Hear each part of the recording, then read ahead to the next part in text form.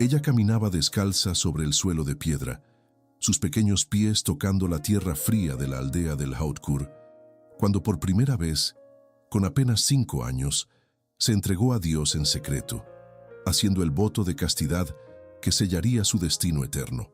Margarita María de Alacoque no tenía idea de cuánto aquel gesto sencillo, nacido de la más pura infancia, era ya el eco de un llamado divino que resonaría por el mundo entero. En la soledad de las mañanas francesas del siglo XVII, rodeada de bosques y silencios, ella comenzaba a descubrir que dentro de sí había una sed que nada en el mundo podría saciar.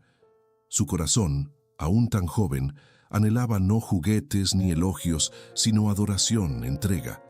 Una presencia invisible que la tocaba en los momentos más inesperados, con una ternura que el mundo no ofrecía. Sus padres, Claudio y Felisberta, eran católicos fervorosos, pero no imaginaban que en su hija ardía un fuego que no venía de la educación, sino de la predilección divina. A los 9 años, ella hizo la primera comunión, y allí, delante del altar, lo que ya era inclinación se transformó en decisión. Al recibir a Jesús por primera vez, algo dentro de Margarita se rasgó con suavidad y verdad. Quería pertenecer, quería ser toda de él, quería amar sin reservas. No tardó mucho, y la niña comenzó a buscar momentos de recogimiento y oración, evitando los excesos de la infancia y sumergiéndose en una piedad que tocaba incluso a los adultos. Pero el cielo, cuando quiere preparar un alma para lo extraordinario, permite que beba del cáliz del dolor aún temprano. Durante su adolescencia, la joven fue afectada por una enfermedad grave, consecuencia quizás de las mortificaciones que practicaba en secreto, sin orientación ni medida. Quedó inmovilizada por años, confinada entre el lecho y la duda, entre la fiebre y la esperanza. En ese tiempo de prueba, selló una nueva alianza con el Señor.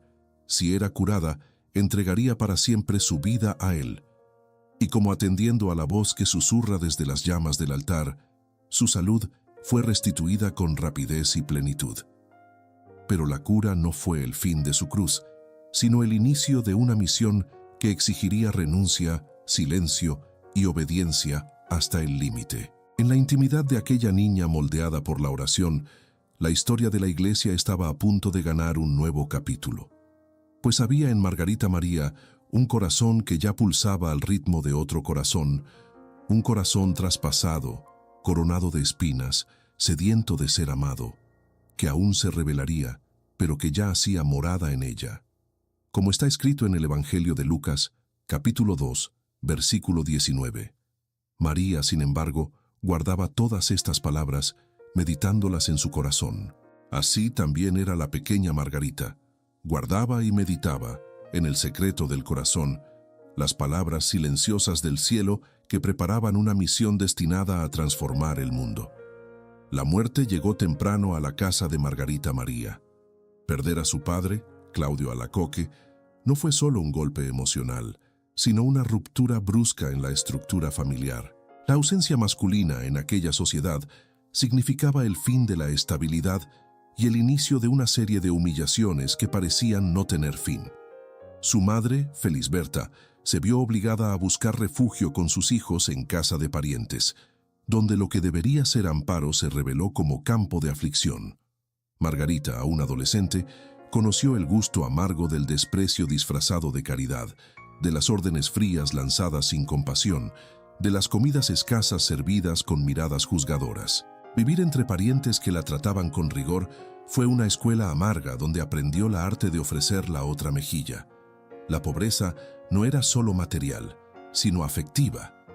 Era la sensación de ser un peso, de ser vista como intrusa, aún llevando en el corazón el deseo puro de amar a Dios. Y sin embargo, fue en esos años oscuros que su fe floreció de modo más intenso. Mientras muchos se endurecen ante la humillación, Margarita se doblaba aún más ante Dios.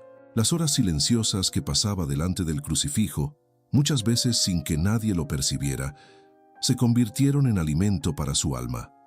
Cada pequeña obediencia, cada silencio ante las ofensas, cada lágrima derramada en el secreto de la almohada era transformado en ofrenda interior. No había en ella amargura, sino esperanza. No había revuelta, sino deseo de conformarse a la voluntad divina. Así como está escrito en la segunda carta a los Corintios, capítulo 4, versículos 8 y 9. En todo somos atribulados, pero no angustiados, perplejos, pero no desesperados, perseguidos, pero no desamparados, derribados, pero no destruidos. Fue en ese tiempo que la llama de la vida religiosa comenzó a crecer con más claridad en su corazón.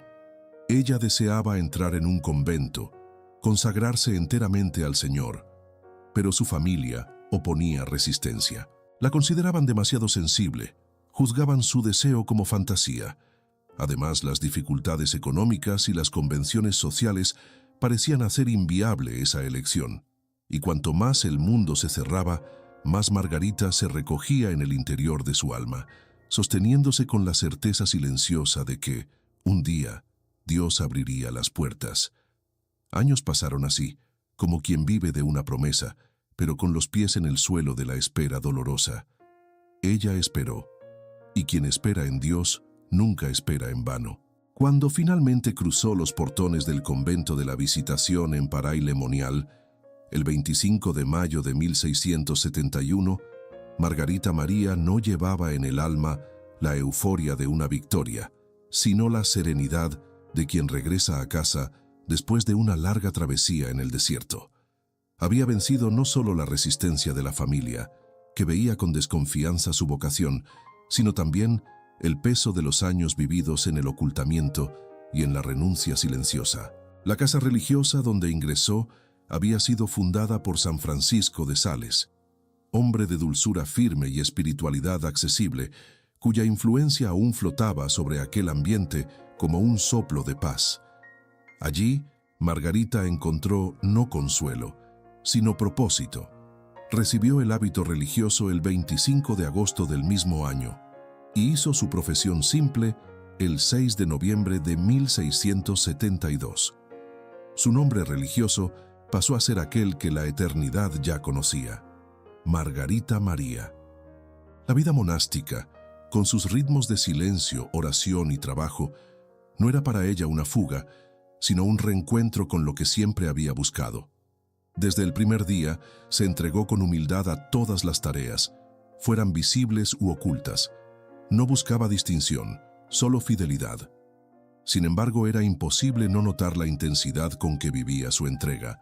Pasaba horas delante del Santísimo Sacramento, muchas veces arrodillada hasta que sus rodillas apenas sostenían su cuerpo frágil. Había en ella un hambre de Dios que no se saciaba con los límites del horario, una sed de amor que no encontraba reposo en los deberes cumplidos, y fue esa sed la que comenzó a causar inquietud. Las otras hermanas, aunque respetuosas, comenzaron a verla con extrañeza. No comprendían su intensidad, su constante búsqueda de la adoración, su inclinación al recogimiento. Comentarios comenzaron a surgir, sospechas veladas, miradas que no juzgaban abiertamente, pero dejaban marcas. Aún así, Margarita María no retrocedió. Sabía que el llamado que la había traído hasta allí no era fruto de romanticismo o idealización, sino una exigencia concreta del amor de Cristo. Ella había entregado su vida, y eso incluía ser mal interpretada, rechazada o incluso dejada de lado dentro de su propia casa de oración. Como está escrito en la carta a los Hebreos, capítulo 10, versículo 36, tenéis necesidad de perseverancia, para que, después de haber hecho la voluntad de Dios, alcancéis la promesa. Y ella perseveró, incluso cuando todo alrededor parecía poner en duda su vocación. Porque quien es llamado por Dios lleva dentro de sí una fuerza que no depende de la aprobación de los hombres, sino de la certeza que viene del cielo. No se oía ruido alguno cuando Margarita María se arrodillaba delante del altar. El convento dormía, pero ella velaba. Mientras el mundo descansaba de sus fatigas, el corazón de aquella joven religiosa encontraba allí, en el silencio profundo de la madrugada, el espacio donde su alma podía finalmente respirar. Margarita no buscaba experiencias místicas, no esperaba consolaciones visibles, no deseaba revelaciones. Lo que ella quería era estar con Jesús. Solo eso, estar. Delante de la Eucaristía, su alma se convertía en llama. Horas y horas de adoración en secreto, con el rostro vuelto hacia el sagrario, y lágrimas que descendían no por tristeza, sino por una alegría que el mundo no comprende.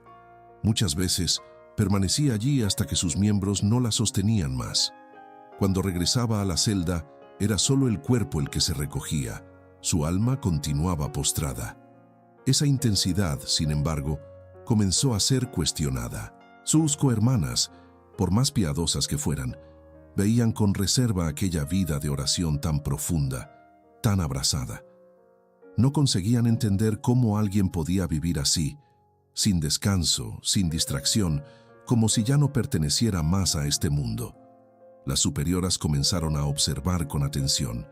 Había en ellas un cuidado legítimo, pero también el temor de que todo aquello fuera exageración, ilusión o vanidad.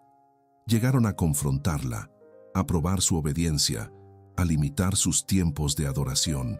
Margarita aceptaba todo con dulzura, pero su corazón permanecía fijo en la única dirección que conocía, el corazón de Jesús. No buscaba justificarse ni defender sus prácticas, solo obedecía, solo amaba. Fue en ese ambiente de sospechas y recogimiento que algo extraordinario comenzó a suceder. Ella no lo pidió, no lo provocó, no lo deseó. Pero cierta noche, mientras oraba delante del Santísimo, una presencia envolvente, divina, inundó el recinto. Jesús se le apareció. Sus ojos no vieron solo una imagen simbólica o piadosa. Ella vio al Señor, y Él le mostró su corazón, traspasado, herido, coronado de espinas, rodeado de llamas vivas. Un corazón que sangraba amor. Y le dijo con palabras que marcaron no solo su vida, sino la historia de la espiritualidad católica. He aquí el corazón que tanto ha amado a los hombres, que nada ha escatimado hasta agotarse y consumirse para demostrarles su amor. Era la primera de muchas visitas divinas, siempre discretas, siempre en secreto, como un susurro de eternidad en el corazón de una mujer que sabía escuchar. Esta aparición ocurrió el 24 de junio de 1673 en la fiesta de Corpus Christi. La elección de la fecha no era coincidencia, pues el Señor quería revelar su corazón justamente el día en que la Iglesia celebraba su cuerpo entregado. Margarita comprendió que aquello no era solo un consuelo personal, sino el inicio de una misión. Una misión que ella no había elegido, pero que aceptó con reverencia. Como está escrito en el Evangelio de Juan, capítulo 14, versículo 21. El que tiene mis mandamientos y los guarda, ese es el que me ama, y el que me ama será amado por mi Padre, y yo lo amaré, y me manifestaré a él. Era la fiesta de Corpus Christi, 24 de junio de 1673, cuando el cielo se inclinó sobre la tierra y reveló su secreto a una mujer escondida en un convento francés. Margarita María, postrada en adoración delante del Santísimo Sacramento, se sintió tomada por una presencia viva, intensa, que superaba toda experiencia anterior. Jesús se le apareció, y con él lo que parecía imposible. Su corazón, abierto, palpitante, rodeado de espinas y envuelto en llamas. Pero no era un símbolo, era un llamado, un grito silencioso de amor herido. Él le mostró no solo una imagen, sino un clamor divino que atravesaba los siglos.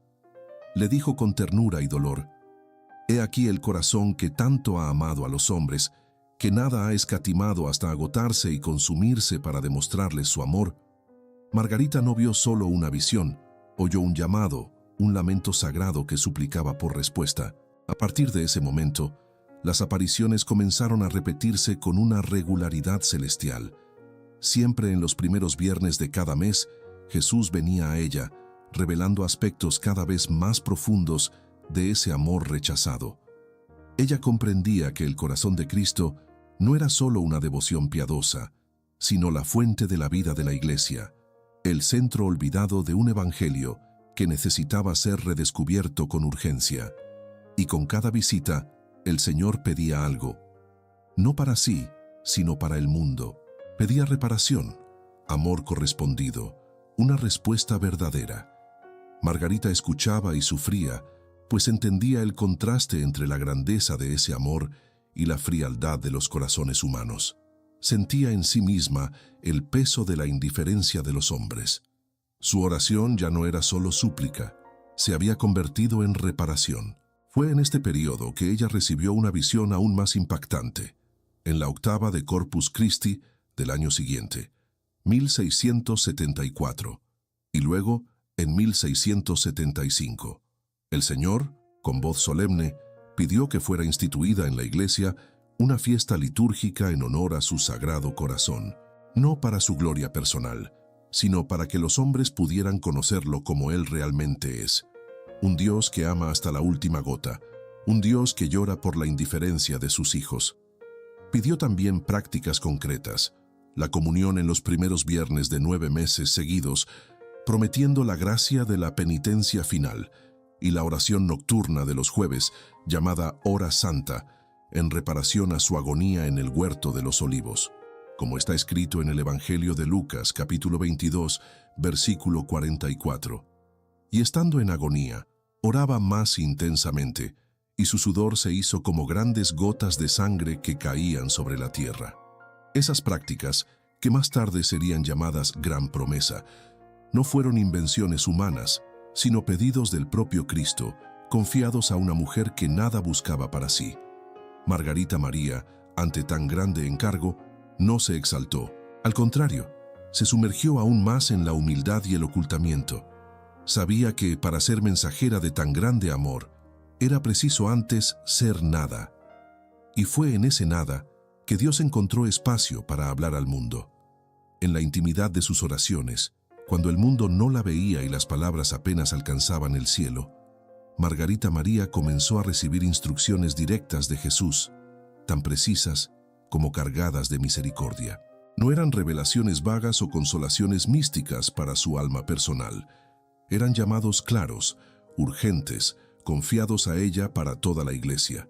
En una de las apariciones más solemnes, el Señor se mostró con el pecho abierto, envuelto en llamas y coronado de espinas, y pidió la práctica de la comunión reparadora en los primeros viernes de 9 meses consecutivos, con la promesa de conceder al alma fiel la gracia de la perseverancia final, la llamada gracia de la penitencia final.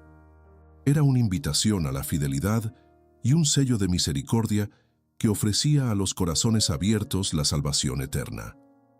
Pero más allá de la promesa, había un pedido aún más profundo: que los fieles aprendieran a consolar el corazón de Jesús, tantas veces olvidado en el sagrario.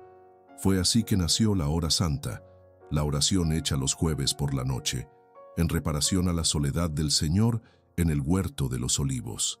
Jesús pidió que los fieles se unieran a Él en ese momento, reviviendo espiritualmente su agonía y ofreciendo compañía al Dios que, en el momento más difícil de su vida terrena, fue abandonado por sus propios amigos. Margarita María comprendió que el Señor no pedía rituales, sino amor. Él quería ser amado de vuelta, quería que al menos algunos corazones respondieran al suyo con gratitud, vigilia y presencia. Como está escrito en el Evangelio de Mateo, capítulo 26, versículo 40, entonces volvió a los discípulos y los encontró dormidos, y le dijo a Pedro: ¿Ni una hora pudisteis velar conmigo? La fiesta litúrgica al Sagrado Corazón también fue pedida expresamente por Jesús. Él deseaba que el viernes siguiente a la octava de Corpus Christi la Iglesia celebrara solemnemente su corazón, para que el mundo entero conociera esa fuente inagotable de amor y reparación. Este pedido, inicialmente acogido con reserva por las autoridades religiosas, se convertiría más tarde en un hito en la espiritualidad católica universal. Pero en aquel tiempo, todo aún estaba envuelto por desconfianza, silencio y cruz. Margarita María sabía que estaba siendo usada como instrumento, y eso exigía de ella no entusiasmo, sino entrega total. Soportaba dolores físicos, desconfianzas internas, y aún así se mantenía firme. Ella no se veía como protagonista de nada. Se veía como un vaso pobre que el Señor había elegido para contener una llama que no era de ella. A cada revelación, su corazón se dilataba. No había en ella sombra de orgullo, sino un temor reverente por la responsabilidad que cargaba. Y fue ese temor, esa humildad radical, lo que hizo que sus palabras, escritas en obediencia al confesor, se convirtieran en fuente de devoción para millones. La gran promesa no era una fórmula mágica, sino un llamado a la comunión constante, a la reparación amorosa, a la fidelidad silenciosa. Era el propio Cristo extendiendo la mano al mundo por medio de un alma escondida, pero plenamente abierta a la voluntad del cielo. El corazón que ama verdaderamente está siempre dispuesto a ser herido, y Margarita María lo sabía, pero dolía. Después de las revelaciones, en lugar de recibir el apoyo inmediato de sus hermanas de convento, ella enfrentó una tormenta de dudas, risas veladas y juicios impiadosos. Algunas religiosas, sin comprender lo que sucedía, comenzaron a llamarla exaltada. Otras, más incisivas, sugirieron que sus visiones no pasaban de ilusión provocada por la debilidad del cuerpo o por una imaginación perturbada por la vida de excesos espirituales. Incluso algunas superioras, temiendo escándalos o confusiones en el seno de la comunidad, impusieron límites, desconfiaron de su cordura y la sometieron a exámenes y observaciones. Era el sufrimiento de quien habla la verdad y no es escuchado. El peso de llevar en el pecho una revelación divina y al mismo tiempo ser tratado como alguien que sueña demasiado. Ella soportó todo sin revuelta. No se defendió, no argumentó en causa propia, no se quejó. Su única respuesta fue el silencio, la obediencia y la fidelidad a lo que recibía en oración. Margarita María sabía que el sello de Dios se reconoce en la cruz, y aceptó esa cruz como parte de la misión. Mientras el mundo le pedía explicaciones, ella ofrecía adoración. Mientras las personas cuestionaban su credibilidad, ella doblaba las rodillas delante del Santísimo y ofrecía su dolor por la conversión de los incrédulos. Como está escrito en la primera carta de San Pedro, capítulo 4, versículo 14. Si sois ultrajados por el nombre de Cristo, bienaventurados sois, porque sobre vosotros reposa el Espíritu de la gloria y de Dios. Esa entrega silenciosa fue lentamente conquistando corazones. Algunas hermanas comenzaron a notar que, por detrás de aquella figura aparentemente frágil, había una fortaleza espiritual inexplicable. Otros percibieron que los frutos de su vida no eran delirios, sino humildad, caridad y paz. Las humillaciones que deberían haber causado rencor solo la hacían más dócil, y poco a poco, como la luz que se impone por la persistencia y no por la fuerza, la verdad comenzó a emerger. Las experiencias que ella vivía fueron siendo llevadas a conocimiento de teólogos y confesores, algunos de los cuales también dudaron. Pero incluso entre ellos, el impacto de sus palabras escritas, de la coherencia interior de su vida y del perfume espiritual que emanaba de su conducta, fue conquistando adhesiones discretas. Margarita María no buscaba convencer a nadie. Su misión era vivir fielmente aquello que el Señor le confiaba, aunque eso le costara todo. Fue esa fidelidad, sostenida por el sufrimiento, la que permitió que el corazón de Jesús encontrara en ella una morada segura. Y como la piedra rechazada que se convierte en angular, su rechazo inicial sería, con el tiempo, transformado en confirmación. Porque la verdad de Dios, incluso cuando es sofocada por dudas humanas, resurge siempre con fuerza y ternura. Fue cuando el peso de la desconfianza comenzaba a amenazar su esperanza que la providencia de Dios envió un nombre: Claudio. Padre Claudio de la Colombière, un jesuita dotado de profunda vida interior y discernimiento espiritual raro, fue nombrado confesor del convento de Paray-le-Monial. Desde el primer encuentro con Margarita María, percibió en ella algo que escapaba a las categorías comunes. No era solo fervor o piedad, sino una unción viva, un espíritu que hablaba a través de sus palabras y de sus silencios. Claudio escuchó sus relatos con atención, discernió con prudencia y finalmente reconoció: era el Señor quien hablaba a través de aquella mujer silenciosa. Con su apoyo, Margarita encontró no solo consuelo, sino también confirmación. Él no la animó con entusiasmo ciego, sino con la firmeza de los santos. La ayudó a poner por escrito sus visiones, registrando con precisión los pedidos de Jesús y las experiencias que vivía en la intimidad de la oración.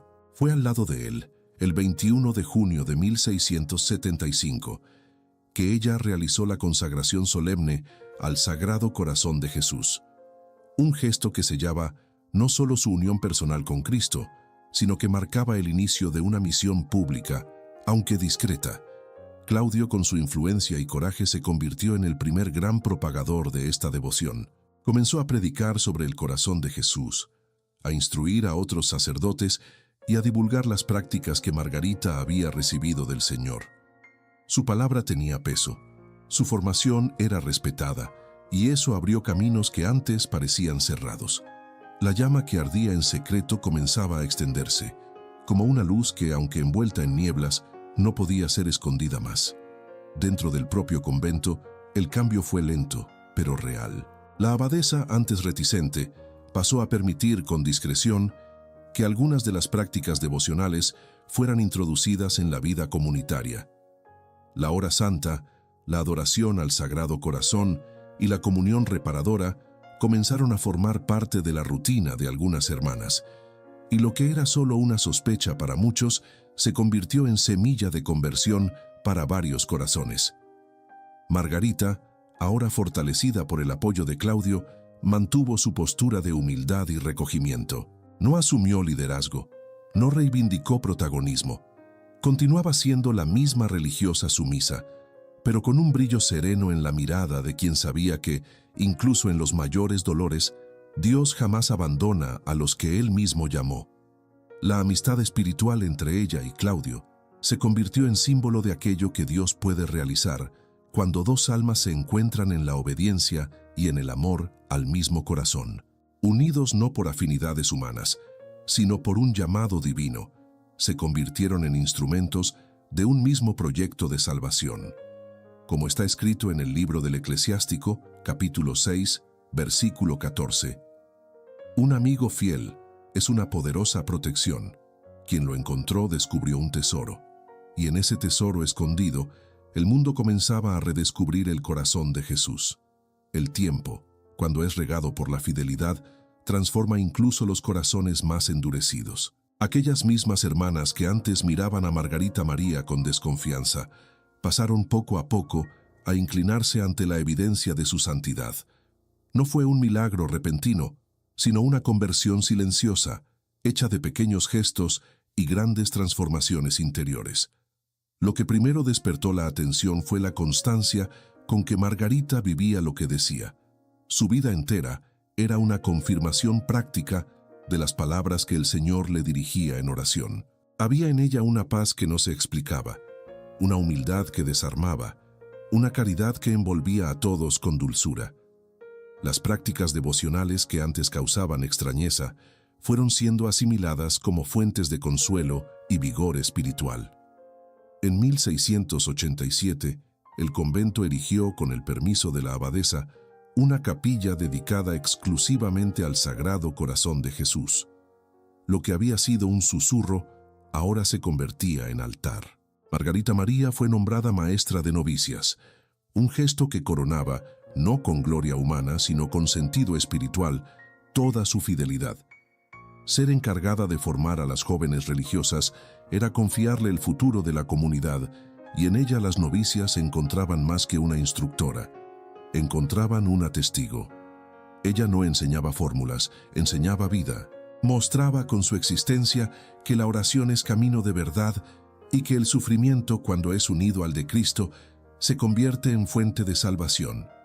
Y esas semillas plantadas en Pará y Lemonial comenzaron a florecer más allá de los muros del convento. Sacerdotes, religiosas y laicos comenzaron a acercarse para conocer de cerca a aquella mujer que decía haber visto el corazón de Jesús. Muchos salían transformados. Otros llevaban la devoción a sus diócesis, y así se extendía discretamente una espiritualidad que volvía a colocar en el centro de la fe católica aquello que nunca debería haber salido: el amor de un Dios con corazón humano. Incluso con el crecimiento de la devoción, aún no había reconocimiento oficial por parte de la Iglesia. Las autoridades eclesiásticas mantenían cautela, como siempre ocurre cuando el cielo toca la tierra con fuerza nueva. Pero eso no impidió que en muchos lugares, grupos de oración y capillas pasaran a ser dedicados al Sagrado Corazón. Los primeros viernes del mes se convirtieron en ocasión de confesiones y comuniones fervorosas, y la hora santa comenzó a reunir almas sedientas en reparación silenciosa. Era el amor venciendo lentamente las resistencias humanas, como está escrito en el Evangelio de Marcos, capítulo 4, versículos 26 a 28. El reino de Dios es como un hombre que lanza semilla a la tierra. Él duerme y se despierta, noche y día, y la semilla germina y crece sin que él sepa cómo. La tierra por sí misma produce fruto, primero la planta, después la espiga, y por fin el grano lleno en la espiga. Margarita no vio con sus propios ojos toda la extensión de su misión, pero vio aún en vida el inicio de un movimiento que más tarde sería acogido por papas, doctores y millones de fieles. Su fidelidad silenciosa había encontrado eco. El corazón de Jesús, hasta entonces oculto bajo velos de temor o formalismo, comenzaba a pulsar nuevamente en el centro de la vida cristiana. Y todo comenzó con una mujer que creyó en el amor hasta el fin. Cuando sus ojos se cerraron por última vez en 1690, Margarita María no dejó detrás de sí monumentos ni obras grandiosas visibles. Su travesía final fue tan silenciosa como su vida entera, marcada por ocultamiento, simplicidad y entrega total. Murió como vivió, en adoración y obediencia, cargando en el cuerpo las marcas de la penitencia y en el alma la alegría de haber amado hasta el extremo. No hubo multitudes para despedirse, ni aclamaciones públicas, pero en el cielo, el corazón que ella tanto veneró se abrió como morada eterna para aquella hija fiel. Y aunque su misión terrena había terminado, la semilla que había plantado no solo germinaba, sino que comenzaba a fructificar de forma incontenible. El amor escondido que alimentó tantas noches solitarias en Paray-le-Monial comenzaba ahora a inundar el mundo con su luz. En el siglo siguiente, los signos de la predilección divina se multiplicaron. El 30 de marzo de 1824, el Papa León XII declaró oficialmente sus virtudes heroicas y abrió su causa de canonización. 6 años después, en 1830, durante la exhumación de sus restos mortales, se constató que su cerebro estaba incorrupto. Casi 140 años después de su muerte, era como si Dios preservara justamente la sede de pensamiento y contemplación que ella había consagrado enteramente al Sagrado Corazón. El 23 de agosto de 1846, el Papa Pío IX la proclamó sierva de Dios. El 18 de septiembre de 1864 fue declarada bienaventurada. Y finalmente, el 13 de mayo de 1920, el Papa Benedicto XV la canonizó como santa, insertando formalmente en el decreto de canonización la gran promesa revelada en las apariciones. Esa canonización no fue solo un honor concedido a un alma virtuosa, sino la confirmación oficial de que sus visiones eran auténticas y que el corazón de Jesús, traspasado y ardiente de amor, era un don de Dios para toda la Iglesia. El Papa Pío XI, en encíclica publicada en 1928, reafirmó esa misión, declarando que Cristo se manifestó a ella y prometió abundantes gracias a aquellos que veneraran su sagrado corazón. Y así, el amor que Margarita María contempló en silencio ganó púlpitos, altares, congregaciones y el corazón de millones de fieles. El Sagrado Corazón se convirtió en el símbolo más profundo de la misericordia de Dios, y ella, su confidente silenciosa, fue reconocida como la apóstola que devolvió al mundo la faz amorosa de Cristo. Como está escrito en la segunda carta a Timoteo, capítulo 4, versículo 7. He combatido el buen combate, he terminado la carrera, he guardado la fe. Margarita María terminó su misión como vivió, escondida de los hombres, pero expuesta al corazón de Dios. Su historia marcada por dolores, visiones y silencio fecundo, transformó el modo en que millones se relacionan con Jesús, porque ella creyó que, incluso sin fuerzas, incluso rechazada, incluso sola, era posible consolar al propio Dios, y por eso fue amada eternamente por Él. La historia de Santa Margarita María Alacoque no termina con la canonización, ni se limita a los claustros de Pará y Lemonial.